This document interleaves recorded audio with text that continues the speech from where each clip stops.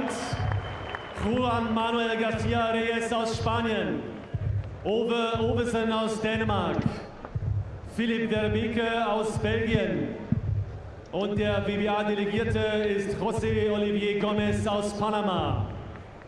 Der dritte Mann im Ring, und wir heißen ihn recht herzlich willkommen, ist Julio César Alvarado, ebenfalls aus Panama. So there you are then. Have a good fight. Julio César Alvarado from Panama is the referee for this match. Block, no head, no low blow, okay? Block. Well, as if they're going to have a clash of heads, these two. And the interesting thing is here, Levin is 6'5", Valuev 7'2". So a 14-inch difference. There you are. Just walks over the top rope. He did that in Battersea Town Hall with the first time I saw him against Neil Kirkwood, which in fact was I think the first time he's ever broadcast on Eurosport. And that was actually his 5th professional fight. Round 1 then. The big man, Nikolai Valuev against Attila Levin. So 9 inches difference between them, not 14. My apologies, my maths is terrible. We should go metric.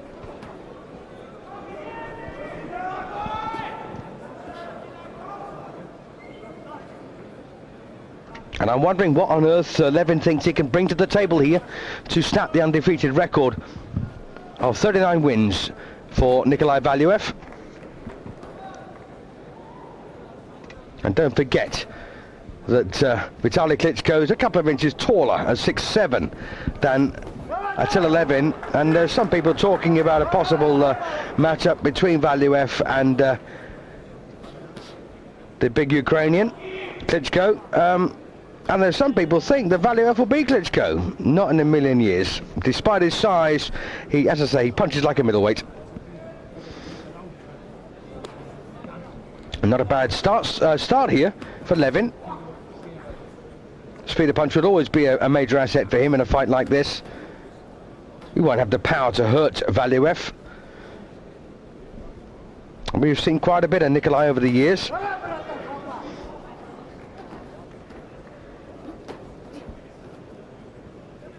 And it must be terribly daunting to go out, you know, to know you're a big fella and then go in the ring against this man and realise, my goodness me, he dwarfs me.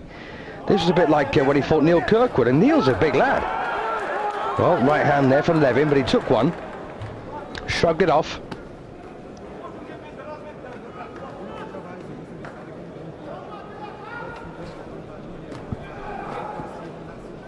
I just wonder where they get the gloves from to fit this big man.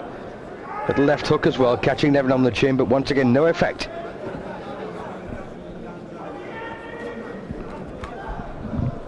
He can box a bit, there's no doubt about that. Got to say, though, very positive start this from the Swede.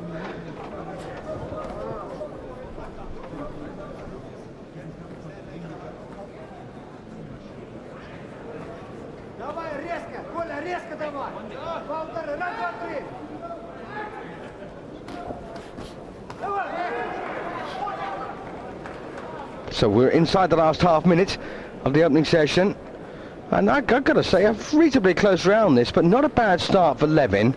I'm just about, I think, to lean towards him for this first round. Taking the odd clump, but nothing particularly menacing, and he's certainly scored with some of his own shots.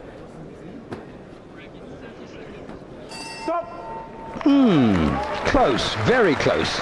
Levin for me by a squeak.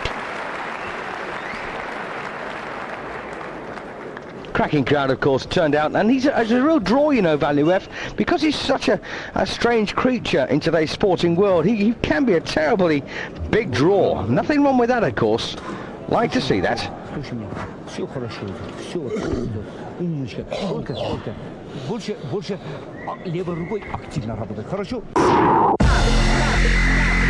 разведку делал, видел, открыто видел, пропускает, сразу добавил его. И чувствую на ногах, туда его все время, постоянно дергаю его, постоянно левой рукой попадает и шагом начинает. А сейчас поменял, шагнет, да, левой рукой, да. Good replay then from the opening session, and Nikolai Valuev, they're getting through the decent combination of punches, but I think overall this was right towards the end of the round. Overall I think Levin did pretty well, and just about won the first round, but there was nothing really in it. Into round 2 then, and don't forget, Levin making the third defense of his WBA, whatever it may be, intercontinental, interpentacontinental, I've got no idea, don't care, in action here against Attila Levin. It's a good fight, marred by a ludicrous championship. I mean, you know, it would be a fascinating contest, wouldn't it, if there was no title tag with it, but there you go, that's the way boxing has gone these days.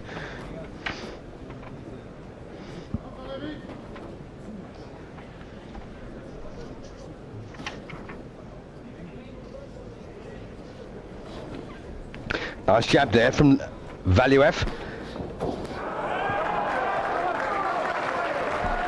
And the Germans really have taken to Nikolai Valuev. He's fought all over the place, of course, so far. And if you're a professional boxer of a decent standard, you know, you can get around the world.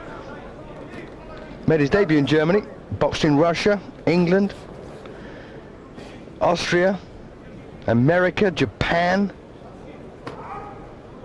Czechoslovakia, or the Czech Republic, I should say, Korea, the Ukraine. You know, he's been around, this guy. Don't forget, as Pan-Asian champion, that's exactly what you'd expect.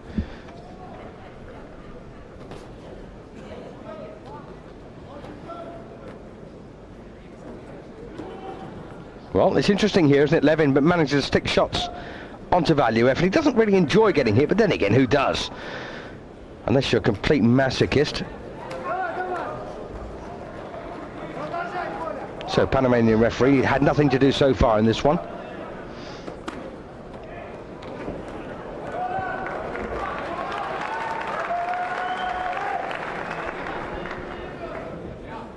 Good stiff jab again from Valuev. And these two are actually pretty well matched, aren't they? Never going to be much between them, but one big problem here for Levin is that he just tends to flap with his right arm when he throws the left. And they're, of course, remember, they're not connected at all. But then again, I've never seen Valuev land or throw even a left hook. So I don't suppose it'll matter too much.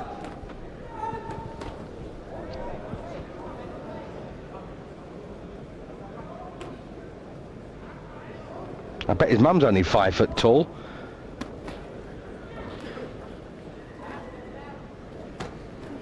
Well, a much better round this for Valuev. Whether he's winning or not remains to be seen. I'm erring on the side of caution at the moment. You'd better call this one level, I think. 10 seconds. 10 seconds.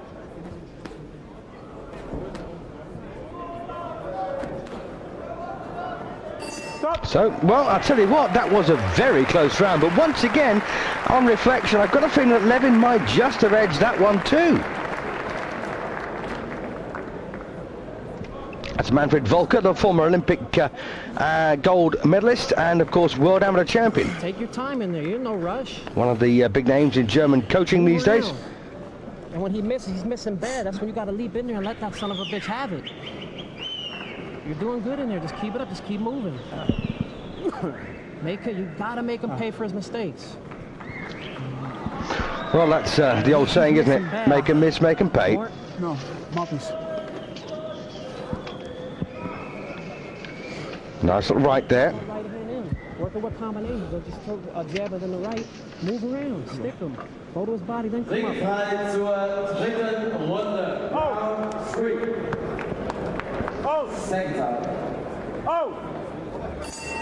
So round 3 then of this scheduled dozen, and for my money anyway, I think Attila Levin in the camouflage shorts has won the first couple. Okay, close and arguable, no doubt about that. You know, if you want to give it to Valuev, be my guest. I'm not going to create merry hell about that. But you know, just on personal impressions, that's what I see. But we are, of course, in the 3rd round. And Levin's a decent boxer, but coming off a defeat in 8 rounds to Jeremy Williams. And that won't help his confidence here.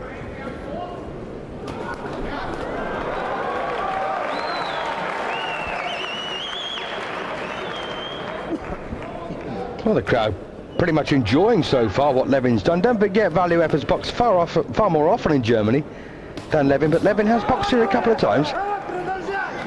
And of course in Denmark, because he can't box his native Sweden, because there is a ban, of course, on professional boxing. And has been for more years than I care to remember. I understand Tony Halme, former heavyweight, is going to be standing for the, or already has stood for the Swedish Parliament. I believe he's been, oh, so Daisy uppercut there from Valuev. Oh, and a big follow-up as well, and, well, Levin on the deck in the third round. Now, that doesn't augur well here for Attila Levin, because, as I say, Valuev is not a big hitter. And to see him go down under that little flurry of punches is a bit disturbing.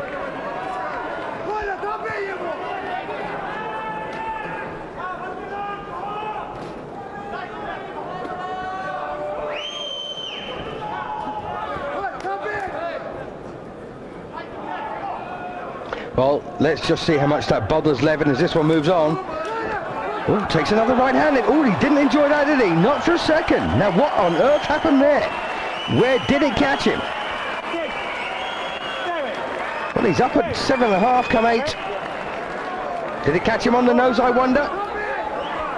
Is he looking at his second straight defeat here, Levin? Has he come to the end of the road? And don't forget, he did all of his learning about boxing from Muhammad Ali. Oh, lovely bit of work here again from Valuev. Takes a good right, though, from Levin. And we've got a war in the corner now. We have an absolute war on our hands, and he's gone down again for the third time, and it's all over. It's all over. Levin sinks to the floor for safety's sake, and Nikolai Valuev comes through what was potentially a stern test to retain his title, but more importantly, become undefeated in 40 professional fights with 30 wins by knockout. He'll be delighted with that, and he has got the voice of a man who speaks like a bear. He's incredible. Very, very deep voice. And don't forget, this man is 6'5", big lad, but just couldn't take the extended battering there. I've got to worry now about Levin's future. I don't think there's anything particularly urgent to worry about with the shots he took. Okay, he got a jaw cruncher there, the right hand. But a fighter with class would have probably shaken that one off. Not Levin. I have to say, I've got a feeling his future could be behind him here. And he's still got through with a few good shots. Was that a clash of heads? I think it was.